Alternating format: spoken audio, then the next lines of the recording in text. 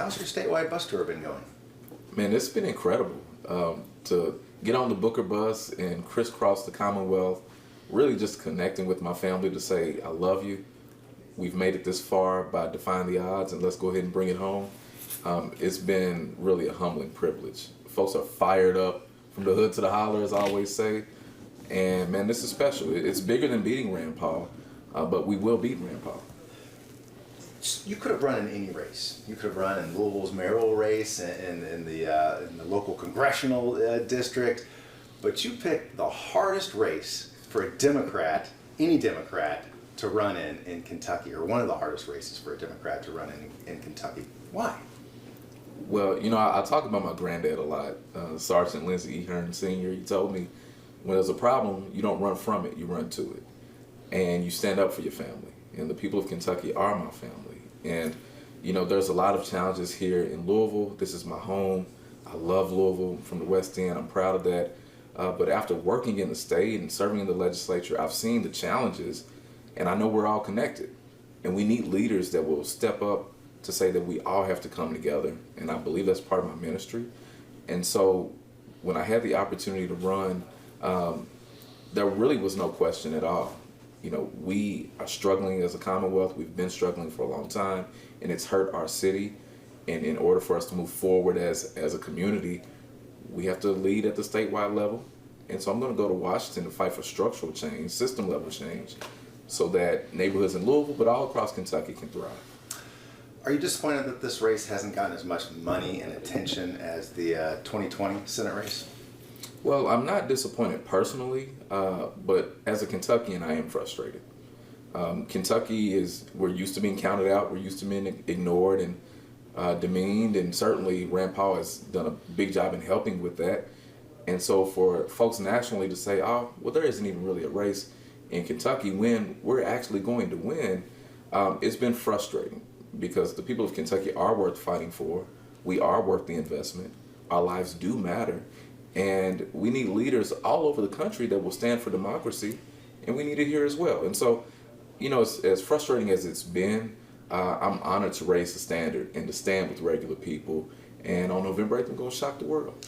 Well, the voters won't get to see Charles Booker and Rand Paul on the same stage. And I asked Mr. Paul about that, and he told me that it was because he feels like a lot of your supporters have mocked the attack in which his ribs were broken.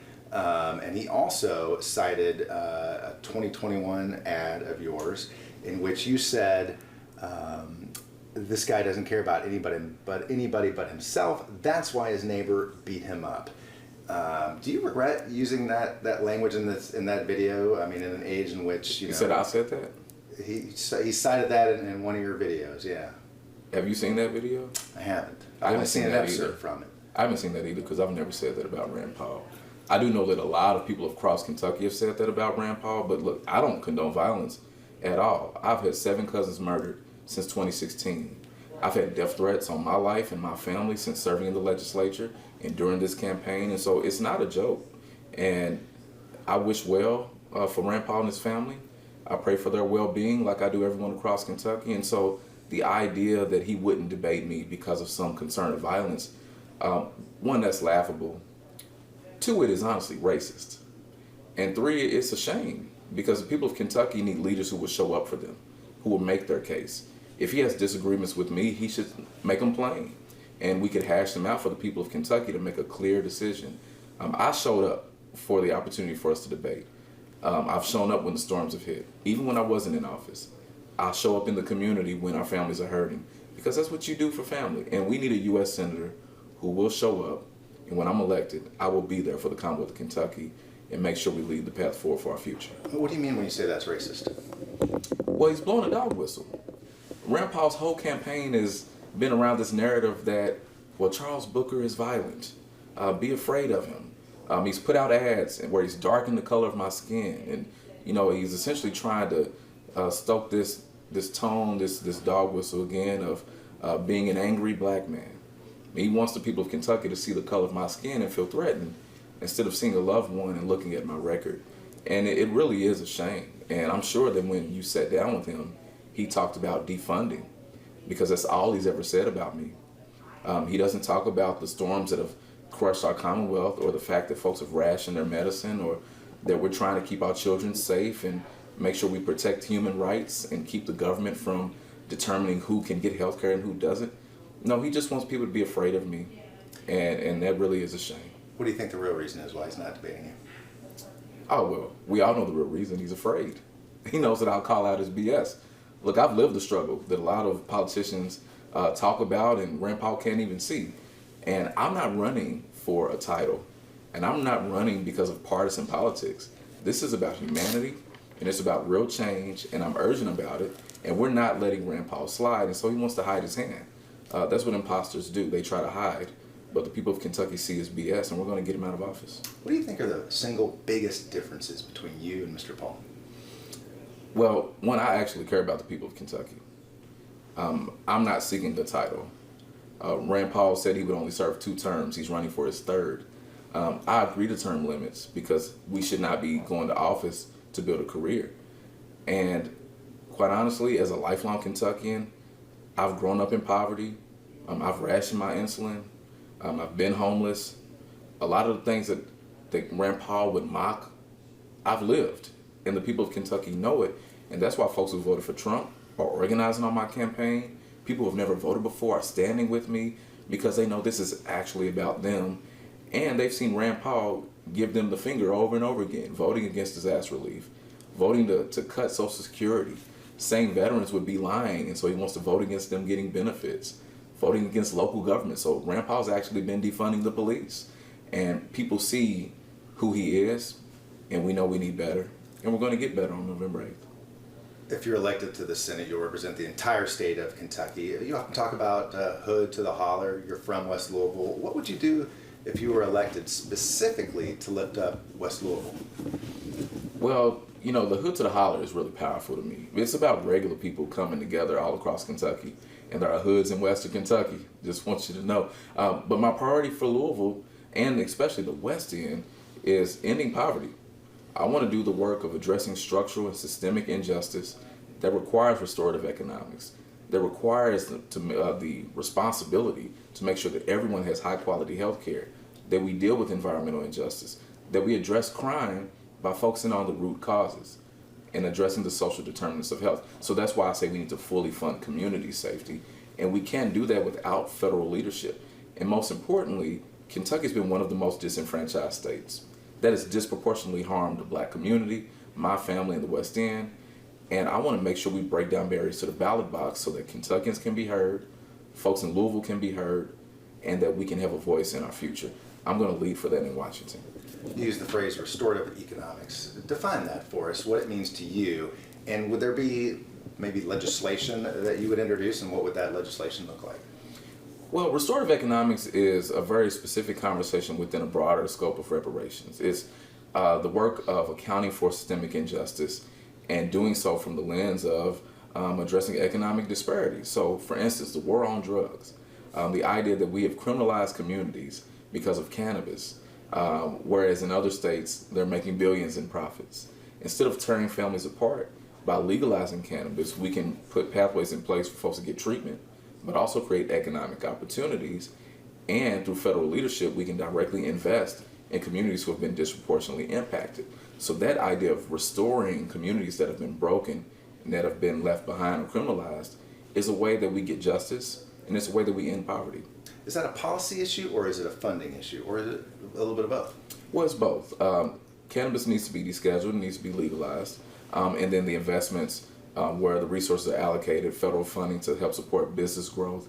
And that's just one example. Across the board, you know, as far as economic opportunities have gone, they've been few. Jobs have left and never come back. It's been hard for small businesses. And the thing is, the challenges that we've seen in West End of Louisville are true across Kentucky. And so by me standing for investing in good paying union jobs, addressing climate chaos by creating a climate corps where we can have folks in communities doing the mitigation work, rehabilitating and restoring our land with good paying union jobs, and also doing the deeper efforts of financial freedom with universal basic income and universal basic capital so that people can be investors and go to college and not be weighed down by student debt because it should be free. these types of deep investments will not only lift up Louisville, the west end of Louisville, but all of Kentucky and this country. And if we can do it for billionaires and big corporations, we can do it for regular people. Do you support a federal law that would codify Roe versus Wade, and why or why not? I absolutely support a federal law that would codify Roe, and I look forward to being the 51st vote to make sure that happens. The people of Kentucky deserve agency. Women and those who become pregnant should be able to make decisions over their bodies. And for me to be running against someone who calls himself a libertarian, this is the worst form of big government. Now look, I respect personal beliefs and opinions, but this is about whether the government should decide who gets health care and who doesn't. Whether the government should force personal beliefs on other people. The government should not be in the business of doing that. It should represent all of us and account for all of our human rights. And that includes abortion care. You mentioned climate chaos. I take it you believe in climate change. What do you think should be done about it? Well, we have to acknowledge that the industries that have put so much pollution into our atmosphere in Louisville is a case in point. I mean, in the west end of Louisville, we have Rubber Town. We have some of the most greatest emissions of super pollutants in the country, and that has an effect on health outcomes. It has an effect on our environment.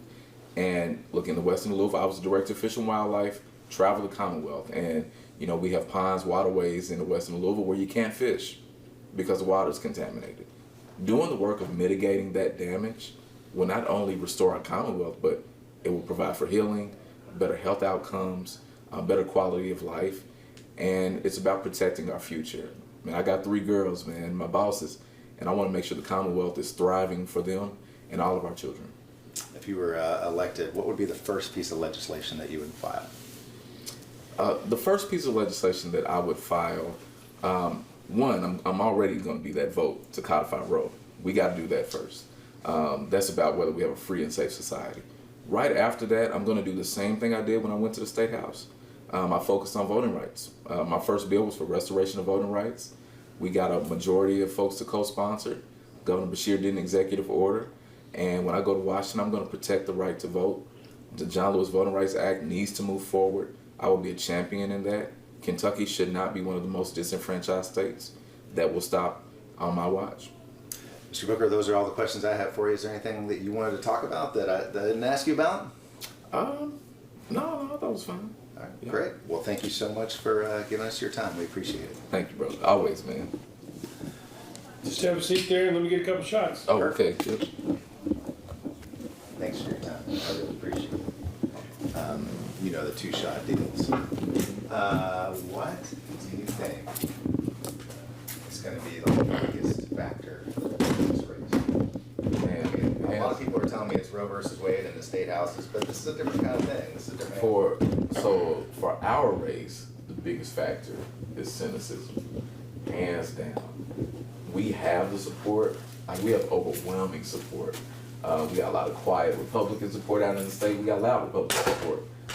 But because, we've never elected a black candidate. 2, folks concede that it's a Republican state. So the idea that we could win now, we need our folks to believe it. And that's really been the battle of me encouraging people to say, no, we can win. Because it's more of us. And I mean, I see it now where we see yards with Trump signs and Booker signs. And, everywhere I go, folks come up, I'm a lifelong Republican. This is going to be my first vote for a Democrat. I know we can do it, but we have to believe it. Have you seen how many Senate and House districts Democrats did not field candidates in at all? Yeah. I mean, they're not even trying in most of the state. But that's why I'm saying the cynicism is the thing, because folks are sort of just conceding the narrative. And then, a big challenge for us is the money, because we, like when you mentioned in the beginning, national folks like, no, it's not going to happen. We haven't gotten any money from the National Democrats. And, the last cycle, there's over $100 million put into Kentucky. And in this campaign, we raised a little over $6 million. You think they just gave up? You think they just said, oh no, they didn't even get close to McConnell. We're just not going to mess with it anymore. They have packed it up. Yeah. And which is scary for the country, because democracy really is at stake. I mean, I did it. If you vote it can be counted. It will be treated like it's counted. Leaders will be accountable to it. Like, that is not a guaranteed thing, and it is directly under attack, and we need people who will protect it. And so like I said, it's a shame. As a Kentuckian, I'm offended because I know we matter, but as an American, like, it's scary. I mean, thankfully we're going to win without them, you know, but we shouldn't be gambling with our fate. We should be fighting everywhere. I take it you meant the new Democratic Party head, Coleman Eldridge. Mm-hmm. Yeah, we've been pretty close over the years. Oh, is that right? Mm-hmm. What? I mean, what would you say to him about trying to get more people? I don't know. I mean, you know, I would tell him for a state to- house race, it doesn't take that much money to run. It just takes throwing your name in the hat and being willing to knock on doors. And having some reinforcements behind you. I would tell him to talk to Bianca, to be honest with you. Because He just threw you under the bus. Next thing you know, you're gonna be getting a call from. but that's what they did in Georgia. They started running in every race. Yeah. And they committed that they're going to challenge every seat every time. Yeah. Why don't they do that here? Man, well, you know, I think when your spirit is a little crushed, you just sort of accept how things are. Yeah. And I do believe that our race is a bit of adrenaline for folks that are like, okay, there's a fight. Yeah. We can actually, you know, stand up instead Yeah. of just sitting down and getting ran over. So Yeah. hopefully we can be a spark. And I do believe we win this. We have leverage to keep driving that type of energy, because that's what my org, Hood to the Holler, was all about, training people to be citizen lobbyists, run for office. Yeah. So, I mean, you're the blueprint for man, what the. and look, I got it from them. That's what Stacey was doing in Georgia.